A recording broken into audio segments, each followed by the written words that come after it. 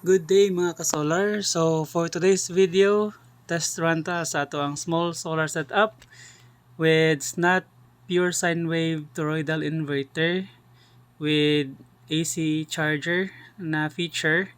So ang specs ani niya 1000 or 1 kilowatt, 24 volts. Partnera na to og Aoyang na MPPT 30 amperes. So as you can see, charging na siya. And then, muna nga itong current load. So, 105 watts. So, duha ni siya ka submersible pump, Civilian ug Sequest para sa itong koi pond niya natay usa ka box ceiling fan for testing. So, muna siya katong load karon niya ay ito sa taas. Muna siya nga to ang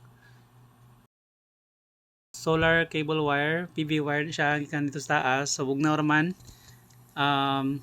Nakaseries ang ato ang duha ka panel sa taas, 200 watts kada usa, jantay nya connect siya diri sa ato ang Taxnel na 25 amperes MCB. Then nakaparallel siya sa ato ang AC surge protection device or ACSP DSAD. Nya ato ra na siyang butangan og earthing or ground on ta nagwire sa ubos. Na siya slot tira o dapita.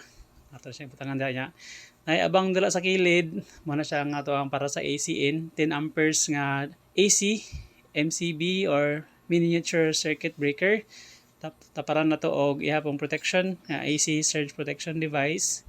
So butang sa nato na siya og grounding pohon sad niya.